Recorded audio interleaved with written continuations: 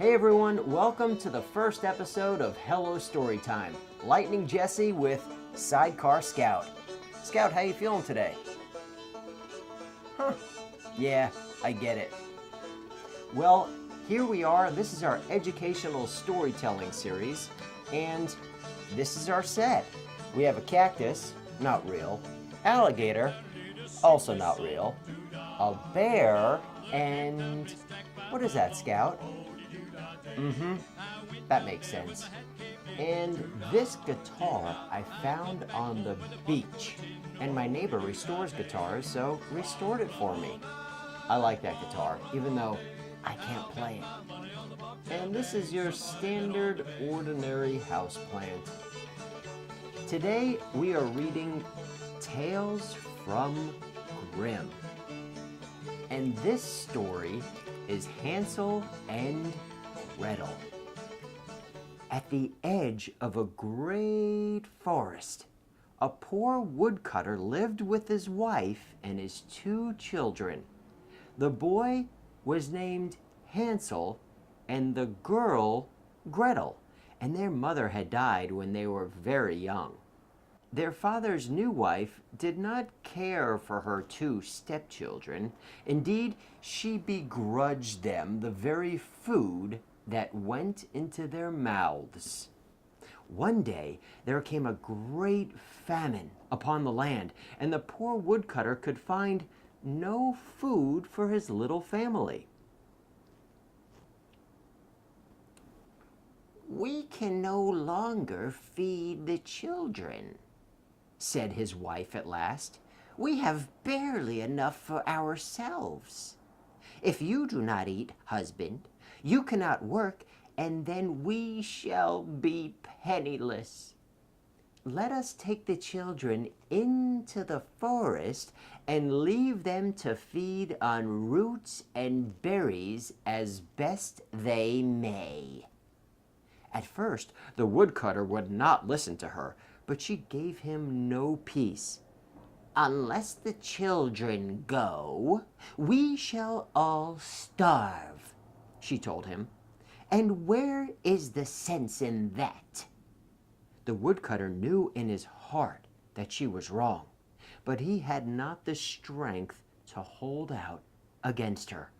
He agreed that on the morrow they should do as she said. Hansel and Gretel, lying awake in their hunger, heard all that was said. Gretel began to weep silently. But Hansel rose up and stole quietly out into the garden. There he gathered up the white pebbles that shone like silver coins in the moonlight. He filled his pockets with them and went back into the house. "Sleep in peace, little sister," he said. "God will not forsake us." "Rise up," called the stepmother in the morning. "We are going to gather wood in the forest." She gave each child a scrap of bread, saying, "Make it last, for there will be nothing more to eat today." They all went out into the forest, and as they went, Hansel turned back every little while toward the house. "Why do you lag behind us?" called his father. "I'm looking at my little white cat on the roof of the house," said Hansel. "It is saying goodbye to me." "Meow, meow, meow, meow." "Fool," said his stepmother crossly. "It is only the morning sun upon the white chimney." But in truth, Hansel turned back to drop the white stones that would mark his way home. In a clearing deep in the forest, the woodcutter built a fire. "Rest here and eat your bread," said the stepmother. "When your father and I have gathered enough wood, we will return for you." Hansel and Gretel sat beside the fire, eating their bread crumb by crumb, and took comfort from the sound of their father's axe as he worked in the distance. But the sound was no more than an old branch blown by the wind against a dead tree. In time, the children fell asleep and did not wake until night came. The fire burned low, and the children grew cold. Gretel was afraid, but Hansel said, "Wait until the moon shines, and we will find our way home." They clung together, shivering, until at last the moon rose, cold and bright, above the treetops, picking out the white pebbles along the pathway. "Come," said Hansel, and taking Gretel by the hand, led her through the forest. All night they walked, and by dawn came safely to their father's door. Their stepmother was angry when she saw them returning, but she hid her anger. "Why did you wander off into the forest, you bad children?" she said. "We feared that you would never return." Only their father was truly pleased to see them, for his conscience had troubled him. All went well until the next year, when there was an even worse famine. Again, the woodcutter was in despair, and again his wife argued that they should lose the children in the forest. "We will take them further this time," she said, "so that they will not return." "No," said the woodcutter, "I cannot do it. Better that we should share our last crust with our children." But again his wife gave him no peace, saying that if the children did not take their chance in the forest, they would all starve to death. And at last the woodcutter allowed himself to be persuaded. Once again, the children overheard the conversation, and Hansel rose up in the night to fetch pebbles from the garden. But this time the stepmother had locked the door, and Hansel could not get out. "Is locked." "What shall we do?" asked Gretel. "Go to sleep, little sister," said Hansel. "God will provide." Next day, before they set out into the forest, Hansel broke up his piece of bread in his pocket. "Why are you lagging behind, Hansel?" called his father as the boy paused and turned back yet again. "I'm saying goodbye to the white pigeon which sits on the roof," said Hansel. "Fool," said his stepmother. "It is only the sun shining on the white chimney." But Hansel was scattering the little white crumbs of bread so that they would mark out a path. Once more the children were left beside a fire in the forest, and when the moon rose, they set out a second time to find their way home. But they saw that the birds had picked up every white crumb that Hansel had scattered, and they knew that they were lost indeed. For 3 long days they wandered through the trackless forest with nothing to eat but a few sour berries which the birds had missed. Each night they huddled together for warmth, for they had no flint to light a fire. They were racked with pains of hunger and weary from their hopeless wandering. Then, finding their way into a sunlit clearing, they saw before them a strange little house. It seemed to be made all of gingerbread, with flat cakes-like tiles upon the roof and clear panes of sugar for the windows. There was no one to be seen, and Hansel and Gretel were so hungry. They set about the house without a second thought, breaking pieces from the roof and licking holes in the sugar panes.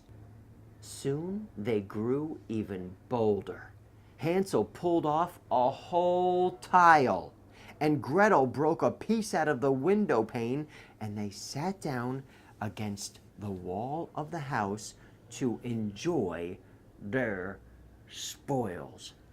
But at that moment, the door of the house creaked slowly open, and a very bent, very ugly old woman came out. At first, Hansel and Gretel were very much afraid, but the old woman smiled, showing broken teeth, and said, "Come into my little house, children, and stay with me. I will do you no harm." They could hardly believe their good fortune as she took them by the hand and led them into the gingerbread house. She gave them apples and milk to drink. She gave them nuts and made them pancakes.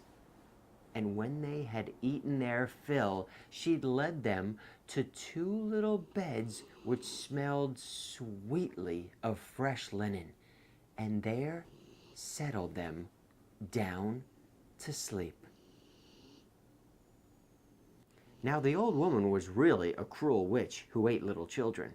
She had built the gingerbread house only to tempt them into her clutches. She looked down at the two children, who were soon lying fast asleep, and thought, "I will eat the boy first." She picked Hansel up and carried him while he slept to a little shed with iron bars. As she locked him in, Hansel woke up and began to kick and scream, but the witch only laughed.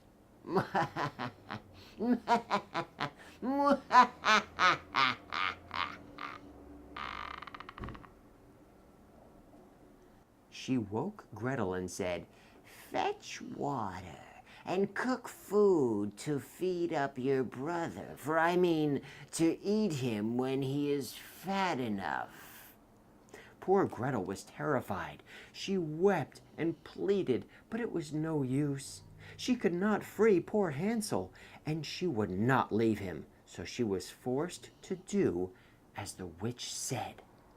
Weeks passed while Hansel was given all the best food, and Gretel had only the scraps. Each morning, the old witch would tell Hansel to poke out a finger through the bars so that she could feel how fat he was getting. It was fortunate that, like all witches, she had very weak eyes by daylight. So Hansel held out an old rabbit bone to her, and the witch, believing it to be his finger, marveled that he did not grow fatter. At last, she resolved to eat Gretel first instead, and thought of a way to trick her. "We will bake today," she told the girl. "Heat up the oven while I make the dough." When the dough was ready, she said, "Look into the oven, girl, and see if it is hot enough."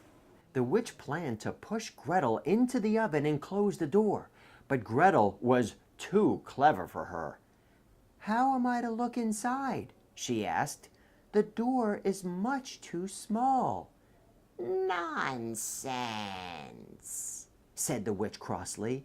"The door is quite big enough, you foolish girl. See, even I can get my head inside." So saying, she opened the oven door and peered inside herself. At once, Gretel pushed her with all her might and slammed shut the iron door behind her. There was a terrible howl, then a great flash, and the witch was gone, for witches cannot stand the fire. "The witch is dead! She is dead!" cried Gretel, running to free Hansel from his prison. Out he flew like a bird from its cage, and the two children hugged each other and shed tears of joy. Now that the witch was gone, the two children went back into her house and found chests of jewels and pearls.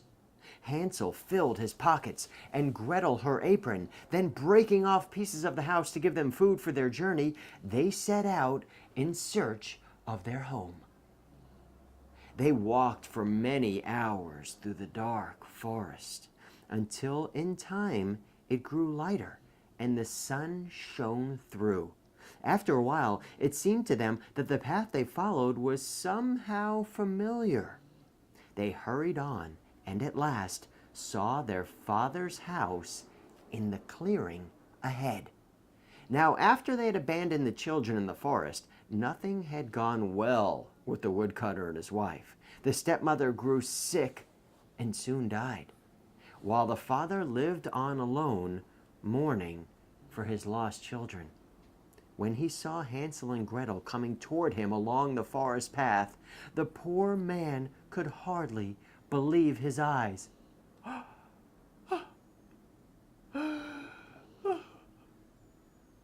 He ran weeping to meet them and gathered them both into his arms. Gretel tipped out from her apron the jewels she had found in the witch's house, and Hansel emptied his pockets. Then the woodcutter saw with joy that in all their days they need never go hungry again. The end. Wow, what a cool story. Hansel and Gretel from the Brothers Grimm. Wow, those Grimm brothers know how to tell some grim stories. What was your favorite part of the story? Yeah, well, it looks like good prevailed over evil. Right, Sidecar Scout? My favorite part was when Hansel and Gretel came across the gingerbread house. I could almost taste the gingerbread cookies that they were breaking off of the house. Well, we hope you enjoyed this episode of Hello Storytime. Lightning Jesse and Sidecar Scout signing off. We'll see you for the next episode. And what's that, Scout? Please subscribe and you'll be notified every time we launch a show.